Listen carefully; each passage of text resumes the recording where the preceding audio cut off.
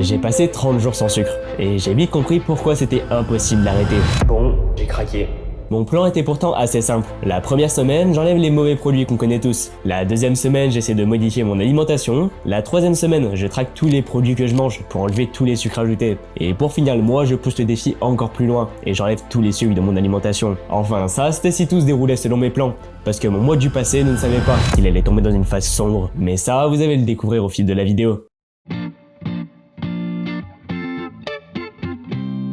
Bon, on va parler de sucre ajouté durant toute la vidéo, mais comment les repérer? En soi, c'est assez facile, il faut juste regarder l'étiquette du produit. Comme par exemple, devant moi, j'ai un paquet de Nutella, et je vais aller chercher si dans les ingrédients, il n'y a pas marqué le mot sucre. Et là, je vois bien que le premier ingrédient, c'est du sucre. Il faut pas chercher dans les valeurs nutritionnelles. Le sucre ajouté est seulement visible dans la liste des ingrédients. Et donc c'est là qu'on voit que le Nutella, par exemple, est un produit à éviter. En tout cas pour mon défi. On voit vite que les sucres ajoutés sont bien cachés, et sont seulement visibles dans la liste d'ingrédients. Parce que ce sont des sucres ajoutés artificiellement par les industriels. On les repère souvent par le mot sucre, mais ils peuvent aussi se cacher sous d'autres noms, comme sirop de glucose, sirop de fructose ou encore sirop de glucose-fructose. Ils sont souvent peu chers et ont un grand pouvoir sucrant. C'est pour ça que dans une logique de consommation, mettre du sucre partout, c'est la rentabilité assurée. Et c'est pour ça qu'on va faire un petit tour dans mon assiette, pour voir les sucres qui sont facilement retirables. Bon, au niveau du petit-déj, ça va être un peu rapide, vu que d'habitude je déjeune pas trop. Mais le petit-déj, c'est quand même une grande source de sucre ajouté. Parce que là, si on voit par exemple des pains au chocolat, donc à la base, moi aussi je mangeais ces petits trucs comme ça, mais il y a beaucoup de sucre, ça crée des petits boosts d'énergie, mais pour 10 heures, c'est vraiment pas très bon. Bon, maintenant, au niveau du repas principal, j'avoue, je varie pas forcément beaucoup. Mes repas, ils sont toujours composés de la même manière. C'est en gros des féculents, donc là des pâtes, des légumes et une protéine. Bon, il est 4 heures, c'est le temps du goûter. Je vais voir ce que je vais me faire. Bon, dans le placard, il y a des trucs bien bons, bien sans sucre ajouté. Du Nutella, c'est clairement le pire produit. Mais de base, moi je me prends ça. Petit flocon d'avoine avec du lait. Et la recette secrète du sirop d'agave, ça c'est vraiment pour le petit plaisir. Mais le goûter comme le petit déjeuner, ça peut aussi être un repas qui peut être rapidement très sucré. Donc il faut faire très attention même aux bons produits. Même moi j'avais l'habitude de manger ce genre de barres protéinées. Mais en fin de compte, si on regarde un peu les composants, on voit que c'est rapidement de la merde. Beaucoup de sucre pour pas beaucoup de protéines, ça fait un rapport calories-protéines qui est un peu trop élevé. Mais quand même la meilleure solution pour un goûter parfait, c'est flocons d'avoine, sirop d'agave, un petit fruit. Et franchement là c'est bon, on a tout. Bon, ce qui est un peu galère, c'est que pour les repas du soir, j'habite encore chez mes parents où je suis un peu les repas et s'il y a des sucres ajouté par-ci par-là, et je vais devoir trahir un petit peu, même si j'ai quand même essayé de cuisiner le plus possible. Mais par contre, pour tous les autres repas, donc petit déjeuner, déjeuner, goûter, là par contre je vais faire très attention et je vais essayer de me rattraper. Il faudrait comprendre pourquoi ce challenge existe. De mon point de vue, j'entends un peu tout sur le sucre ajouté, que c'est la nouvelle drogue de notre génération, qu'il faudrait en manger que 5 grammes par jour ou que ça détruisait le corps. C'est pour ça que la meilleure solution, c'est de tester par soi-même. Le sucre en lui-même n'est jamais un poison pour le corps, en tout cas s'il est consommé en quantité raisonnable, et aussi si le corps n'est pas atteint d'une maladie, comme le diabète ou l'obésité par exemple. On retrouve du sucre un peu partout dans notre alimentation de base. Généralement, on a du glucose dans les féculents et du fructose dans les fruits. Ce sont des sucres dits naturels, qui sont propres à l'aliment, alors que les sucres ajoutés sont artificiels. Les deux ont leurs caractéristiques, mais c'est compliqué de les juger sans contexte. On va juste garder en tête que les sucres ajoutés sont mauvais pour le corps, et voir si c'est la réalité. Bon, en vrai, l'objectif de cette première semaine, c'est plutôt de voir quels sont les sucres ajoutés qui sont présents dans mon assiette et voir un peu ce qui est facilement remplaçable. C'est pour ça que pour l'instant, c'est pas trop compliqué parce que déjà, moi, j'ai pas trop une alimentation assez sucrée et puis de toute façon, il y a pas beaucoup de changements à faire durant cette première semaine. Mais c'est sûrement lors de la deuxième semaine que ça va être un peu plus compliqué. On va aller voir comment changer les repas assez sucrés. Donc je pense que je vais surtout me concentrer au niveau du petit déjeuner, du goûter et des desserts parce que c'est souvent là où il y a beaucoup de sucre ajouté. Mais bon, il y a juste à se contrôler et se dire que le mois prochain, ça ira mieux.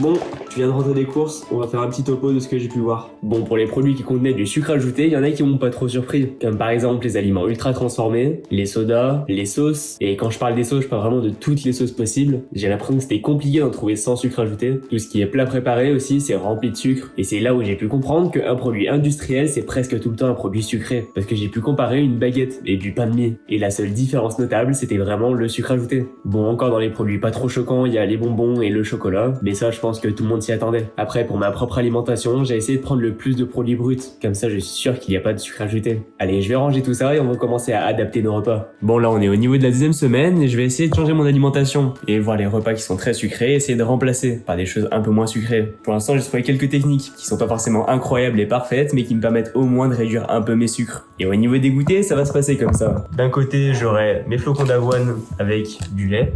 Et de l'autre côté, je vais prendre un yaourt nature, bien sûr, sans sucre, des fruits congelés. Et dans les deux, je vais mettre un tout petit peu de sirop d'agave. Certes, le sirop d'agave, c'est encore un peu sucré, mais je pourrais peut-être l'enlever par la suite. Et puis avec les différents fruits que j'ai pu acheter, je vais pouvoir varier les plaisirs. Bon, comme vous avez pu le voir, j'ai pris pas mal de fruits. Alors que si on regarde les chiffres, c'est des aliments très sucrés. Et ça pose une vraie question. Pourquoi une pomme est considérée comme saine? Alors que du sucre ou des bonbons, non. En fait, le problème, c'est qu'on regarde le sucre comme une seule chose. Alors que notre corps ne réagit pas du tout pareil selon la forme. Par exemple, un bonbon ou un carré de sucre, c'est du sucre dit pur. Il est absorbé très rapidement, donc l'énergie monte vite, mais redescend tout aussi vite. Et c'est exactement ce qui crée les fringales. Alors qu'un fruit, même s'il contient du sucre, il contient aussi des fibres. Et c'est ces fibres qui vont ralentir l'absorption. Résultat, l'énergie monte moins brutalement, mais elle dure beaucoup plus longtemps. Et surtout, l'envie d'en remanger derrière est diminuée. Et c'est aussi là que j'ai compris un truc. Le problème, ce n'est pas juste le sucre, c'est la façon d'en consommer. Bon, on est en plein milieu de la nuit, et là j'avoue que le défi commence à être un peu compliqué. Parce que je sais pas si vous l'avez déjà fait, mais actuellement, j'avoue, j'ai très envie de sucre. Je commence un peu à saliver, je pense qu'à des aliments très sucrés, et juste le fait d'y penser, j'ai envie d'aller en chercher. Mais bon, vu que c'est la première fois que ça me fait ça, je vais essayer de tenir. Mais j'espère quand même que ça me le refera pas, parce que mon mental est vraiment pas loin de craquer. Allez, je vais essayer de dormir et puis je vous tiens au courant. Là, ce que je ressens, ce n'est pas juste une envie, c'est beaucoup plus fort que ça. En fait, ça s'appelle un craving. C'est une envie de sucre presque incontrôlable. Et si c'est aussi difficile, ce n'est pas un hasard. Déjà, il y a un premier truc tout simple. J'ai changé mon alimentation du jour au lendemain. Et forcément, mon cerveau s'est habitué à recevoir du sucre. Donc il va me pousser à retrouver ce plaisir. Ensuite, il y a les habitudes. Par exemple, devant un film, j'ai toujours un truc à grignoter. Et ça, mon cerveau l'a enregistré. Donc même si j'ai pas faim, j'ai quand même envie de manger. Et puis, il y a un troisième mécanisme encore plus fort. Le système de récompense. Rien que le fait de penser au sucre, mon cerveau anticipe le plaisir. Et il libère de la dopamine. Donc en résumé, mon cerveau est frustré. Mes habitudes me poussent à manger et mon cerveau anticipe déjà le plaisir. Résultat, j'ai pas juste une envie de sucre, j'ai une vraie pulsion. Et là, tout l'enjeu, c'est est-ce que je vais craquer ou pas? Bon, on est maintenant au niveau de la fin de la deuxième semaine, donc je vais faire un petit bilan de la semaine que j'ai vécue. Donc en soi, c'était encore assez classique. Je me suis juste habitué à mes alternatives pour mon goûter. J'avoue que pour l'instant, ça fait 2 semaines, mon alimentation elle a pas trop changé.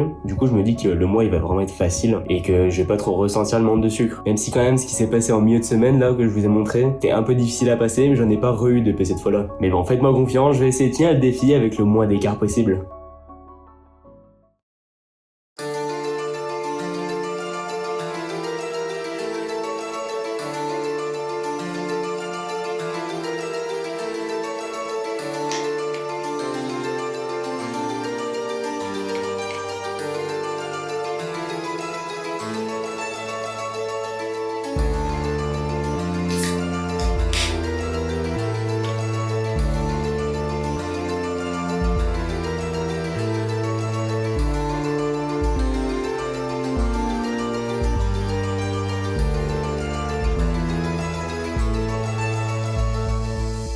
Bon, et j'ai craqué. C'est vrai que finalement ce défi il était pas forcément très facile et pourtant je l'ai même pas encore fini. Mais juste là, cette 3e semaine, elle m'a vraiment mis dans le mal. Je vais quand même mettre un peu de contexte pour vous expliquer quels événements m'ont amené à craquer. En fait, durant cette semaine, j'ai eu quelques soirées avec mes amis et ma famille. Et durant les soirées, on le sait tous, il y a des bonbons et surtout des sodas. Donc au début, je tiens, le premier verre, j'arrive à esquiver, mais au fil de la soirée, ça me tente un petit peu. Et en plus, avec les cravings qui revenaient de plus en plus, j'avais vraiment envie d'y toucher à ce sucre. Donc au début, ça va, je prends juste un petit verre de coca, mais après mon cerveau en pouvait plus. J'ai enchaîné bien trop de choses, il y avait une boîte de bonbons, j'étais presque raflé à moi-même. Je me suis tapé une bouteille de coca en entier, et sachant que c'était pas la seule soirée de la semaine, je peux vous assurer que mon taux de sucre il est remonté en flèche. Et puis vraiment, ce qui était le pire, c'était les jours d'après, parce que j'arrivais plus à travailler. J'étais juste dans mon lit à rien faire et je mangeais que du sucre. J'avais vraiment une hygiène de vie déplorable, mais pour m'améliorer, il fallait que j'avance étape par étape. Et je pense que c'était ça qui était le plus compliqué, parce que même si mon corps et mon cerveau ont lâché, il faut quand même que j'avance et que je reprenne des petites habitudes pour enfin surpasser mon envie du sucre.